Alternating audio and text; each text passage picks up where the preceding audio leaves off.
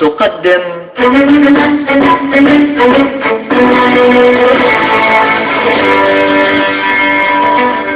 الفنان الكبير يوسف شعبان في رؤية درامية جديدة لقصة الأديب العالمي نجيب محفوظ.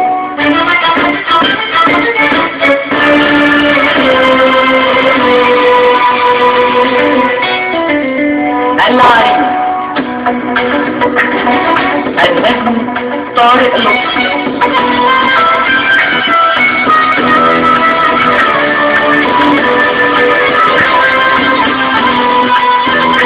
بطولة حنان مطاوع، ناصر سيف، شريف خير الله، عباس رشاد، محمد محمود وهبة توفيق.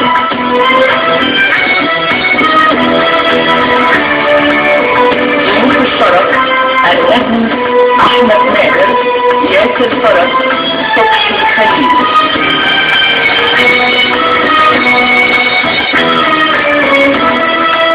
الموسيقى التصويرية والألحان إهداء الموسيقار الكبير هاني مهنا.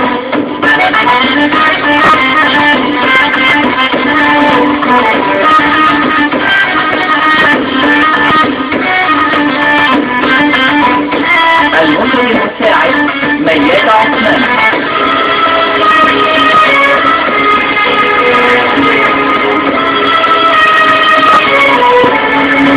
العريس رؤية درامية وحوار سيد رشوان. إخراج علي عبد العال.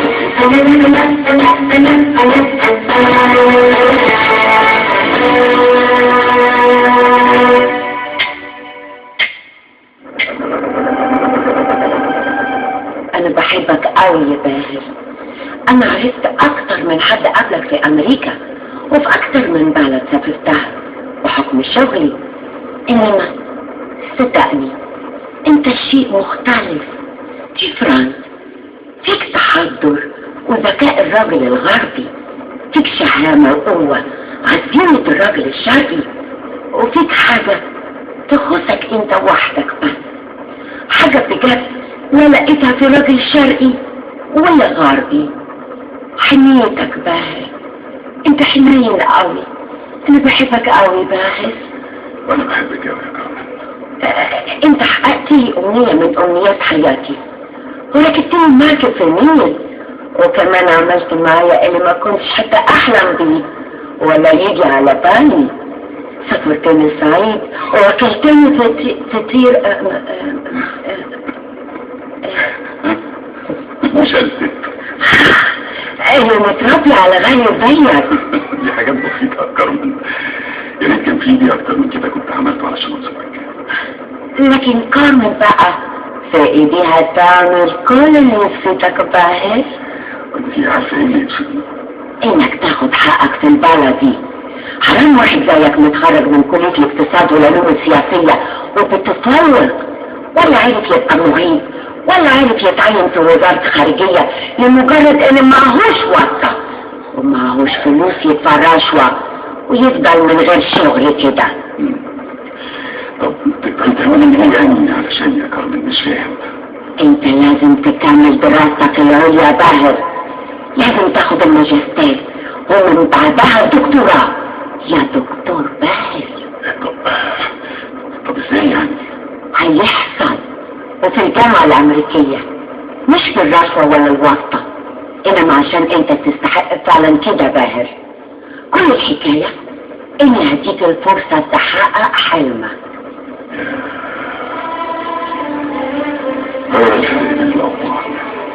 الوطن الغني غني لولاده علشان يديهم فرصة يحققوا أحلامهم، والوطن الفقير فقير لولاده اللي بيخلط أحلامهم في المهد فبيعيشوا أجساد من غيره.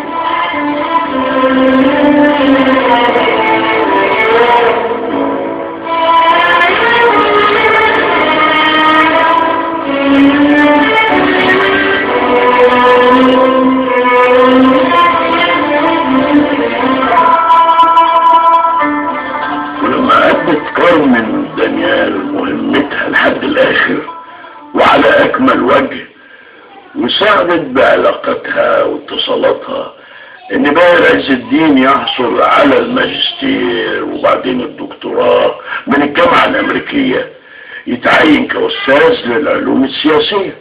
استنى فاكش دورها انتهى، مدة صلاحية حبها في قلبك خلصت خلاص، سبتها تسافر على بلدها بعد ما قدرتها تجلب ابنك اللي في بطنها. يبقى اللي يضمن لي ان شهد بنتي ما تبقاش كارمن جديدة في حياتك يا باهر، تأدي دورها وبعدها مدة صلاحية حبها في قلبك تخلص برضه.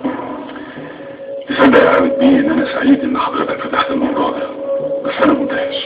هتسألني تاني عرفت منين الحكاية دي؟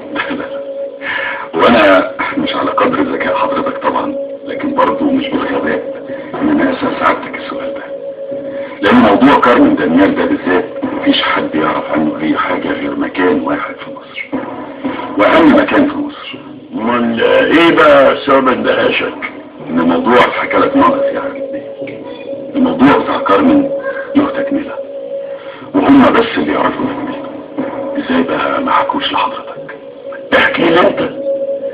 كارمن دانيال جاسوسة كانت بتسعى لتجنيد صالح وكالة استخبارات دولة أجنبية، وأنا اكتشفت الموضوع للأجهزة الأمنية المختصة في الوقت المناسب، ولما تلقت التحذير وعرفت إنها هيتقبض عليها أجهضت جنينها إن محدش يعرف هو ابن مين بالظبط، وهربت وفي حكم قضائي صادر ضدها بالإعدام شنقا.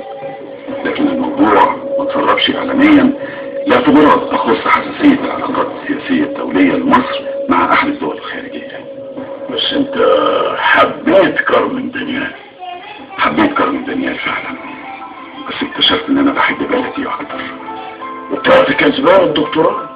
استحقهاش يا عابد بيه. وتستحق شهد عابد ميري كمان يا بلد.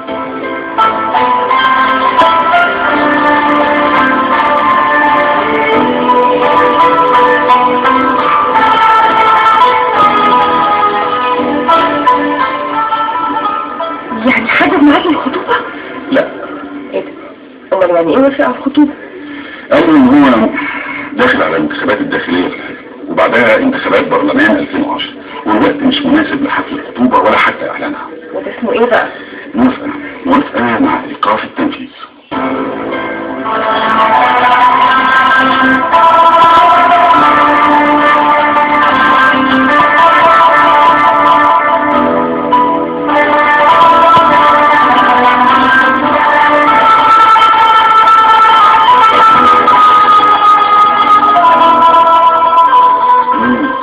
هي بقى مش شكتك ولا ايه؟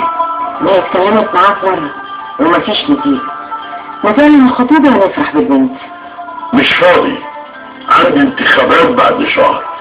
اي خبر جديد في حياتي دلوقتي ممكن يقلب لي كل الموازين، عشان كده يبقى كل على ما هو عليه لحد ما الانتخابات تعدي، وبعدها نبقى نشوف حكاية الواد ده ايه بالظبط. شفت؟ يعني لسه حاطه تحت الاختبار. طبعا لازم احطه تحت الميكروسكوب كمان. يطلع مين ده عشان يجي ياخد بنت عابد ميري كده ويمشي؟ ويطلع مين اصلا عابد ميري قبل ما يتجوز حكمة رشدي؟ اسمع، انا زهقت بقى من الصوانة دي. انت ما بتزهقيش؟ انت حاقد على الولد. انا مظبوط حاقد عليه علشان شيء استقرار لحكايتك معايا. وانا نسيت يا عابد. انت واحدة ست فاضية دماغك ما فيهاش حاجة، مش مكفيكي انك مش بتساعديني في مشوار السياسي. لا، انت بتحاولي كمان تشغلي مخي بتفاهاتك. انا مخي ما فيهوش مكان فاضي لخزعبلاتك دي. مين فينا اللي حاقد، انا ولا انت عشان بقيت احسن من ابوكي؟ طب ما تديني الفرصة ويبقى احسن منك.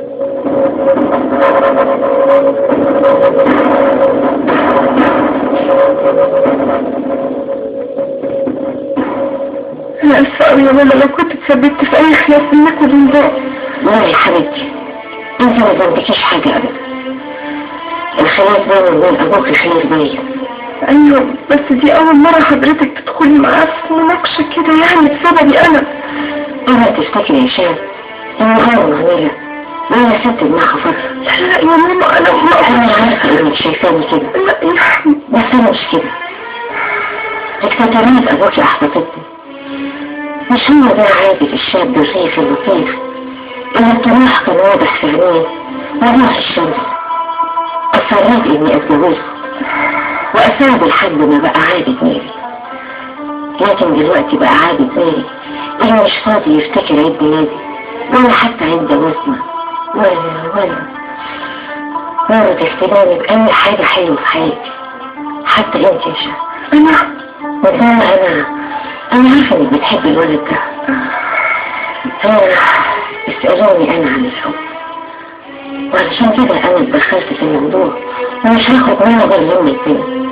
بس اوعى داير عز الدين اللي بتحبيه دلوقتي بكرة يبقى داير ناري تاني.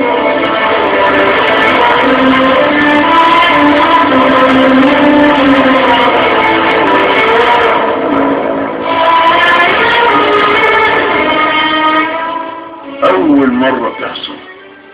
عمر الراجل الكبير ما قال لي مش فاضي قبلك. انت ادعي الناس بصحته يا عبد الدين، هو فعلا مش فاضي. ايوه بس الموضوع يستحق اني اقابله فعلا. جرى ايه يا عابد؟ انت عمرك ما كنت لحوح كده. ولا يمكن تبقى اخرة خدمة الغز علقة. انا بحاول اسيطر على اعصابي، انما لو هنفجر بقى انا هتكلم هقول كتير قوي. مش معقول عابد ميري اللي خطط ومهد الطريق للراجل الصغير يبقى اول ضحية ليه والقلاضيش بتوعه. وانت بتتصبر يا عابد ولا ايه؟ وفي حد ينصك على طرف يا اخي؟ روع كده، روع يا عابد. دايرتي الانتخابية من 25 سنة عطية. ده انا كنت بتظاهر قدام خصومي واقول لهم ان الدايرة دي متسجلة باسمي في الشهر العقاري. يوم الراجل الصغير ينفع ملكيتها مني بالشكل المهين ده؟